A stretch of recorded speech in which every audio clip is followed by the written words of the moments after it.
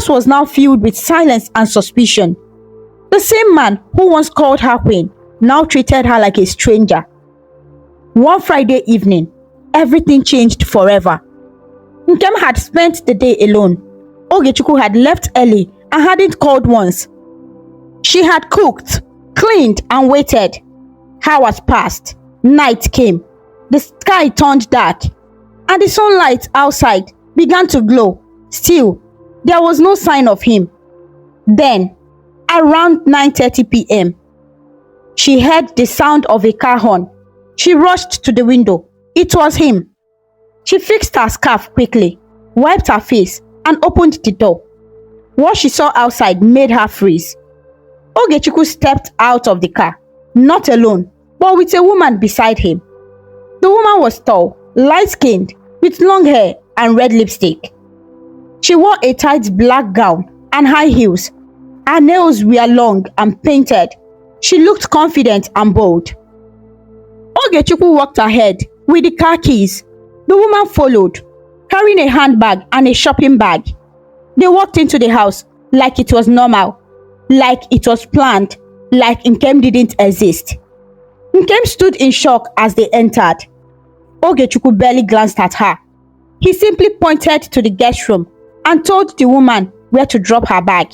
Then he turned and with a face like stone, said something that felt like a punch to Nkem's chest. He introduced the woman as his second wife. Her breath caught in her throat. Her legs trembled. Her hands felt cold. The other woman didn't greet her or even acknowledge her presence. She just walked past her and headed to the room like she had every right. Nkem's heart exploded with anger and shame. Her mind spun in confusion. She couldn't believe it. She didn't know how to react. She had left everything for this man. And now, he was bringing in another woman into the same house. She tried to speak. Her voice was shaky. Her hands rose in protest. Ogechukwu didn't like it. He stepped closer to her with eyes full of fire. His body stiff, his lips tight. Without warning, without care, he lifted his hand and struck her across the face with the back of his hand. The slap landed with such force that she lost her balance. Her head turned sharply and her knees buckled beneath her. Before she could fully understand what had happened, he grabbed her arm roughly and pushed her aside. She flew across the room and landed against the edge of the sofa. Not the soft part, but the sharp wooden corner. Her back hit the wood hard. A sound escaped her lips. Something between a gasp and a cry. Her vision went blurry. Her breath stopped for a second. Then everything went dark. She blacked out. Silence swallowed the house. When Nkem opened her eyes again, the first thing she saw was a white ceiling. Then, the cold smell of antiseptic filled the air. The humming of the ceiling fan above her confirmed she was no longer at home. She tried to move, but her legs wouldn't respond. She turned her head slowly and saw an IV drip hanging beside her. Her body ached in places she didn't know could hurt. Her back felt like it was on fire. A nurse walked in, followed by her mother and two other women. Their faces were heavy, their eyes red, their silence louder than any scream. The doctor came in next. His face was serious but calm. He spoke gently, explaining the scan results. He said her spinal cord had been affected. The impact from the fall had damaged a part of her lower back. He said she might never walk again. Nkem blinked, but no tears came. Her body was frozen, her mouth dry. Her thoughts raced in all directions. She had chased luxury. She had walked away from love, peace, and family. She had followed the shiny road, and now it had led her to a hospital bed, broken, helpless, and full of regret. The hospital days were long, painful, and slow. Nkem lay on the narrow bed by the window, staring at the ceiling for hours. The white walls made her feel small. The beeping sounds from the machines beside her reminded her she was no longer in control. Nurses came and went.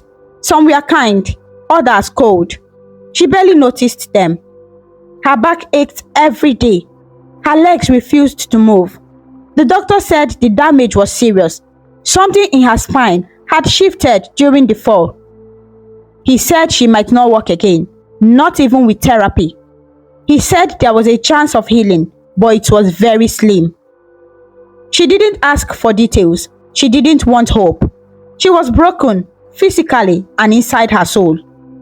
Ogechukwu didn't come back to see her. The woman he brought into the house disappeared after that night. Some neighbors said they packed their bags the same night and vanished. Others said he moved to another city, but no one was sure. All that mattered was that he was gone. Gone without a word. Gone like she was trash. She never imagined it would end like that. She had pictured a different life, a new beginning, a perfect ending. But all she got was pain, shame, and silence. Her mother stayed by her side. She slept on a bench beside the bed, waking every hour to check if her daughter was still breathing. She brought food, fetched water, and bathed Nkem when the nurses ignored her. But her mother never said, "I told you so," or blamed her. She didn't need to. Her silence was enough. After 2 weeks in the hospital, they could no longer afford to stay. Bills piled up. Medications finished. The doctor said it was time for her to go home. Not her real home. Not the house she once shared with Levenus and the children. No, this time she was going back to the village. Her mother arranged for a tricycle to take them to the park. 2 young boys carried them into the bus. Her face was covered with a scarf, but people still stared. Her eyes were empty. Her body felt like a stone. The journey was rough. Every bumpy in the road sent pain through her spine. She cried silently all the way, resting her head on her mother's shoulder. When they reached the village, the news had already spread. Somebody at the hospital had told someone. That person told another. By the time they arrived at the compound, people were standing outside watching. The once proud daughter of the soil had returned, crippled and disgraced. She was carried into the room she grew up in, the same small room with brown curtains and wooden windows. The same bed she used to lie as a teenager, dreaming of the city life. Now she was back, with no husband, no children, no dignity. Days slowly passed. Her mother did everything for her, washed her clothes, bathed her, fed her, turned her from side to side. Nkem couldn't even sit up without help. Her body had become a burden. She stopped talking. She stopped eating much. She kept her eyes on the wall all day. Sometimes her mother spoke to her, hoping to cheer her up, but Nkem said very little. She responded with nods, single words or silence. Her phone rang sometimes, but she didn't answer. Once, she dialed Levenus' number just to hear his voice. He picked. The line was quiet. She said hello. He didn't speak. She tried again. He ended the call. She sent messages. No reply. She tried calling the children. They refused to speak. Amanda once answered the phone. As soon as she heard her mother's voice, she handed the phone to Levenus and walked away. That silence from her children broke her heart more than the accident. They had loved her. They had cried when she left, and now they didn't want to hear her voice. She cried for hours that night, not loud, not with screams, but with soft sobs that soaked her pillow and refused to stop. Her mother held her, wiped her tears, and sang soft songs to calm her down. Nkem stopped posting online. She deleted all the pictures she had once flaunted. The soft life was gone. The gold necklace was gone. The spa days, the dresses, the hotel visits, all gone. Now, she wore old wrappers and hospital gowns. She smelled of antiseptic cream and liniment. Her nails were chipped. Her hair was rough, her skin was dull.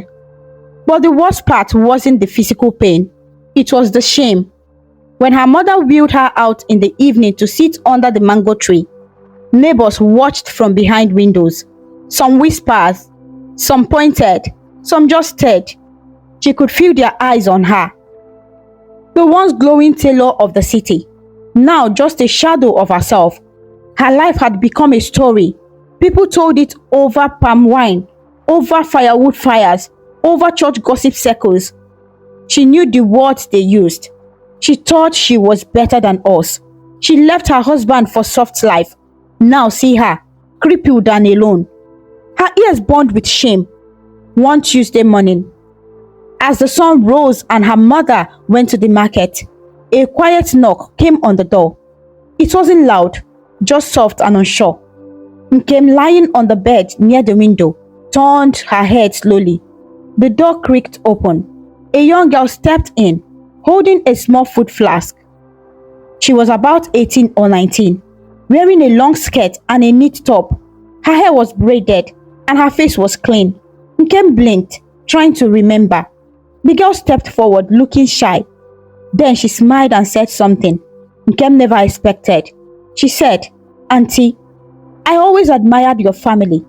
Why did you throw it away?" Tears filled Nkem's eyes, and she couldn't say a word. The sun was already high in the sky as Levenus walked through the dusty path leading to the building site. His shirt clung to his back, soaked with sweat. His trousers were stained with cement. The boots on his feet were cracked. His shoulders ached, his hands were rough, and his knees creaked with every step. But he didn't stop. Every day was the same. Wake up before sunset, prepare the children for school, cook simple food, dress them, drop them off, rush to the site, work all day, return home, pick the children, bathe them, feed them, help with homework, sleep late, wake early, and repeat. It was tiring, it was lonely, but Levenus did not complain. He missed Nkem, not because he still wanted her back, he didn't, but because the children still talked about her, asked questions, and sometimes cried in their sleep. Amanda would stare at the old pictures. Ebuka would sit quietly after school, holding the teddy bear his mother bought him on his 5th birthday. Levenus saw the pain in their small hearts, and he carried it like a silent load everywhere he went. He stayed strong for them. He never shouted. He never showed anger. Even when money was tight and food was small, he found a way. Some weeks, he would mold blocks during the day and take up night watch duties for extra income. His body suffered, but he never allowed the children to go hungry. Their teachers at school often said, "Your kids are so polite, so calm, so bright." He would smile and nod, but inside, he wished they didn't have to grow up with such pain. One Monday morning, Levenus was on his site near the expressway. It was a massive project, a new plaza with many floors. There were workers everywhere, machines buzzing, cement mixing, and people shouting instructions. He walked silently, carrying heavy blocks and setting them in place with other men. The sun was hot, and the dust filled the air. Then, suddenly, someone called his name. At first, he didn't hear it. The voice called again, louder, clearer. He turned around slowly, his hands still covered in cement. A man in clean clothes was walking towards him. He was tall, fair-skinned. His steps were confident, but his face looked familiar. As he came closer, Levenus squinted. Then it hit him. It was Chijioke, his childhood friend, the boy he used to play football with in the village square, the one who left for Europe after secondary school. They had lost contact for years. Rumor had it that Chijioke made it big in business overseas. No one knew exactly what he did, but they heard he was now a successful man. Now, here he was, standing in front of Levenus. They hugged tightly, forgetting the cement and the dust. For a few seconds, the past returned. They were boys again, running in the rain, climbing trees, laughing under mango trees. Chijioke stepped back and looked at Levenus from head to toe. He was shocked. His old friend, the kindest, most humble boy he ever knew, was still molding blocks, still struggling, still dressed in faded clothes and worn-out boots. Chijioke didn't say much at first, but his heart burned with emotion. He saw the lines on Levenus's face. He saw the tiredness in his eyes. He saw the weight he was carrying silently. He asked Levenus to come with him. That same day, Chijioke took him to his office, an air-conditioned building with a receptionist, leather chairs, and smart staff. He gave him water, food, a bath, clean clothes. Then he asked him a simple question. What do you want to do with your life? Levenus didn't answer immediately. His eyes welled up. He looked away, ashamed. But Chijioke held his hand and told him that he didn't want to see his friend suffer again, not after all these years. That was how everything changed. Chijioke offered Levenus a full-time managerial position on the construction project, not just a block molder, but as a team supervisor. He gave him a uniform, safety gear, and a monthly salary that was 3 times what he had ever earned. But that was not all. Chijioke also asked about his children. Levenus told him the whole story. How Nkem left, how she chased luxury, how she ended up in pain. He didn't say it with bitterness. He simply told it as it happened. Chijioke listened carefully, his eyes filled with sadness. Then he called his wife, a kind gentlewoman named Cheta. She had a background in psychology and worked part-time with a children's support center. When she heard about Amanda and Ebuka, she asked if she could meet them. The next week, Levenus brought the children to the new staff quarters Chijioke provided for them. The children were shy at first, but Amara welcomed them with warmth. She made them fruit juice, played soft music, and gave them toys. She spoke gently. She asked questions kindly. She didn't force smiles. She gave them space. By evening, Amanda was laughing again. Ebuka was opening up. Cheta noticed something. Though, even with their smiles, they were holding back. There was a sadness they couldn't explain, a missing piece they didn't know how to talk about. Later that night, she spoke with Chijioke and Levenus. She said the children needed professional help, not just love and care, but therapy. She explained how trauma can sit quietly in a child's heart and grow like a shadow. She offered to help them find the right therapist. Levenus agreed. He didn't understand much about therapy, but he wanted healing for his children and for himself. The village was quiet as usual. Chicken moved around freely. Children chased tires, and smoke rose from kitchen fires. But inside a small room behind faded pink curtains and an old iron bed, Nkem sat in her wheelchair, staring at a piece of paper on her lap. Her hand trembled as she held the pen. Her heart beat slowly, painfully, as if it didn't want her to write what she wanted to write. She had started the letter more than 10 times and torn each one, but today she was going to finish it. She wanted to talk to Levenus, not in person. She didn't have the courage. Not through a call. He had blocked her number, so she decided to write him a letter. She wanted to say sorry, not just for what she did, but because of how she did it. She wanted to say she was ashamed. She was broken, and that if she could turn back time, she would choose differently. She wrote slowly, explaining her pain, how the lies of the world fooled her, how she chased things that didn't last, how she traded gold for glitter. She told him how her nights were filled with regrets, and how every morning she woke up wishing it was all a dream. Her words were heavy, raw, honest. At the end of the letter, she begged. She didn't ask for a second chance. She only asked for forgiveness. She wanted peace for herself. She wanted to stop carrying the guilt like a bag of stones. She wanted her soul to rest. She gave the letter to her cousin, who still lived in the city, and asked her to deliver it by hand to Levenus. A week passed, then 2. On the 3rd week, a reply came. It wasn't long, just one sentence, written in Levenus's quiet, steady handwriting. I forgave you long ago, but we've moved on. That was all.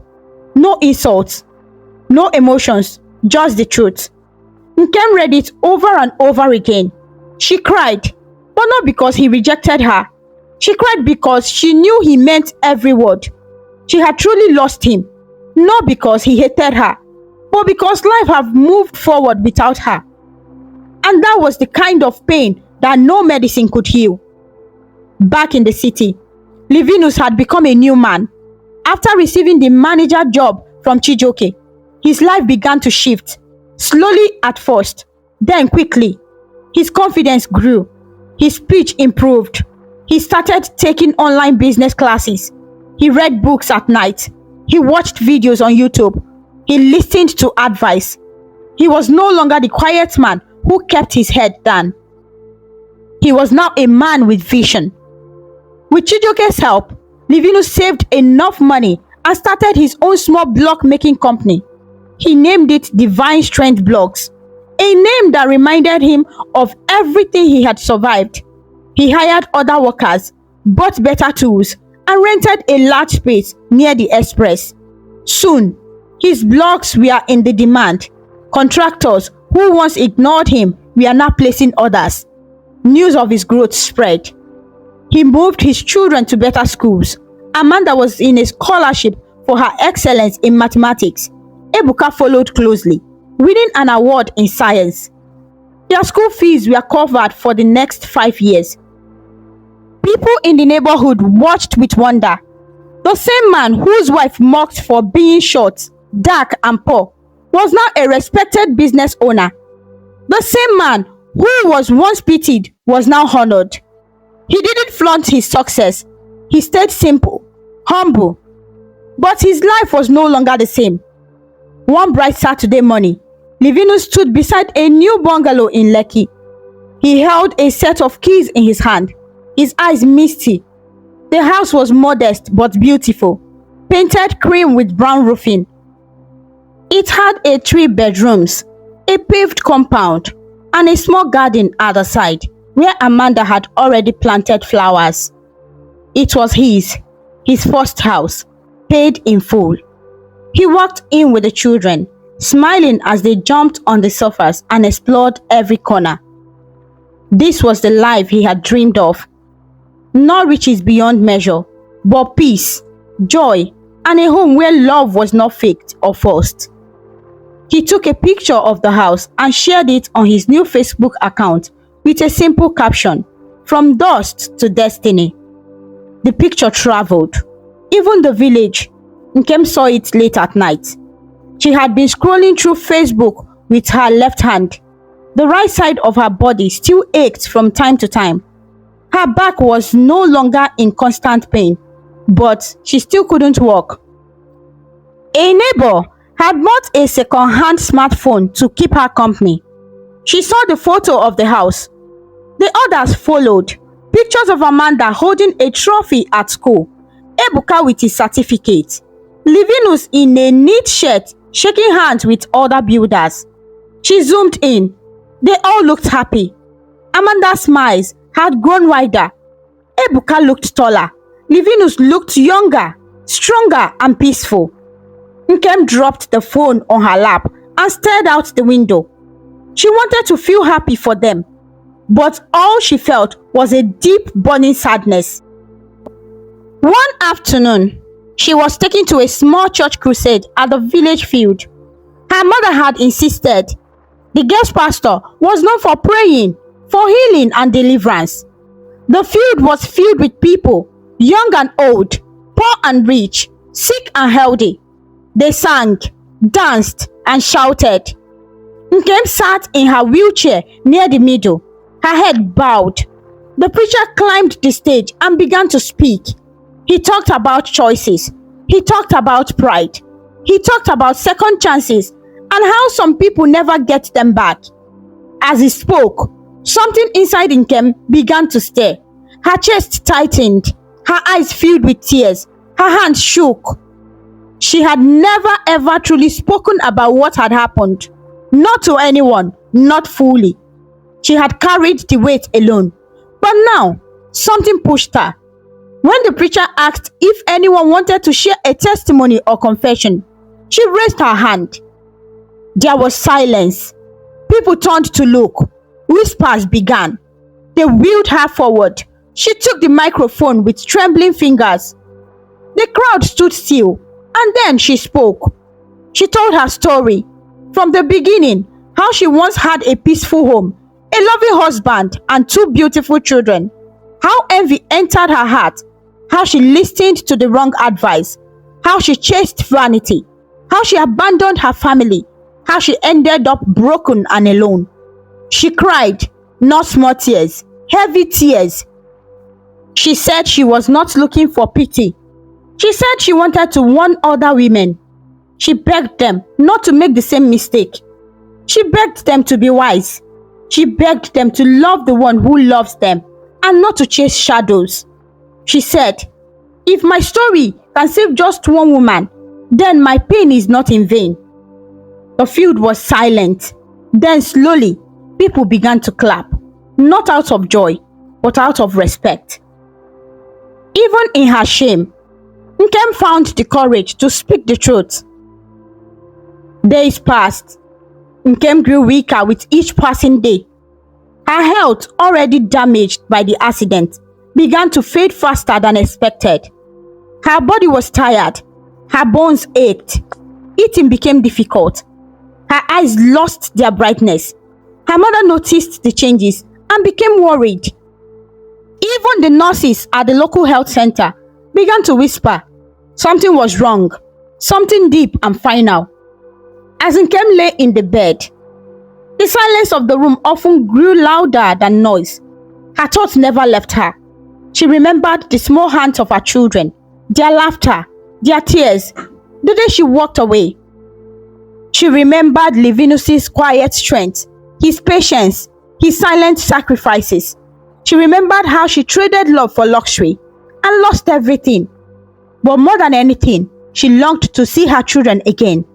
She didn't want to return to their lives. She didn't want to take anything back. She just wanted to look at them one more time, to say sorry with her eyes, to hear their voices, even if they spoke only a few words. She wanted peace before death. She begged her mother to send a message. She begged the pastor to try calling Levenus again. Days passed. Her body grew colder. After many silent prayers, a message finally came back.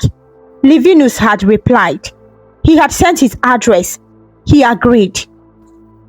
Not because he wanted her to return, but because he understood that sometimes forgiveness is not for the past, but for the soul. Nkem's eyes filled with tears when she saw the paper. Her hands trembled as she held it close to her chest. 2 days later, Nkem, her mother, and the pastor made the long journey to the city. When they arrived at the beautiful bungalow in Lekki, they were welcomed by silence. The air was clean, the compound neat. Flowers bloomed in the garden Amanda had planted. Nkem's heart broke again at the sight. This was the home she could have helped build. This was the life she had thrown away. They were welcomed inside. The children stood at a distance, unsure. Levenus stood with them, quiet, his face calm but unreadable. Nkem did not ask for hugs. She did not expect smiles. She simply lowered her head and began to speak. Her voice was weak, but her words were clear. She apologized for everything, for the pain, for the silence, for the scars. She admitted her wrongs. She begged them not for love, not for a second chance, but for peace. She said she was dying. She said she wanted to leave this world with nothing heavy in her heart. Tears rolled down her cheeks as she spoke. Her mother wept quietly beside her. The pastor held her shoulder and whispered prayers under his breath. Levenus said nothing for a long time, Then slowly, he stepped forward. He looked into her eyes and nodded. The children stood still, unsure at first, but Amanda stepped forward and gently placed her small hand in her mother's palm. Ebuka followed, placing a flower he had plucked earlier on her lap. They didn't say anything. They didn't have to. The moment was full. Forgiveness was given. Peace was released. They stayed for a short while. Then Nkem and her family quietly left. There was no big farewell, no promises, just peace. 2 days later, in the early hours of the morning, Nkem took her last breath. She was in her sleep. No pain, no struggle, just silence. Her mother found her with a faint smile on her face, her hands folded on her chest, and a small photo of her children beside her pillow. She was buried in the village the following week. The story of her life became a quiet lesson. People who once whispered behind her now spoke with softer voices. The pastor who stood at her graveside told the truth, that some mistakes are loud, but forgiveness can be louder. That some journeys end in pain, but healing can still be found before the final breath. Levenus and the children sent flowers. Amanda wrote a note and placed it in her mother's grave. Ebuka drew a small picture of their family together. They didn't forget, but they moved on with peace in their hearts. The most important lesson in this story is that never destroy what you are meant to build simply because others make you doubt its value. Love, respect, and peace are priceless, and when lost, some things can never be fully restored. Think deeply before you walk away from a good thing, because regret often arrives too late. And not every mistake gives you time to fix it. And with that, my dear friends, our story comes to a close.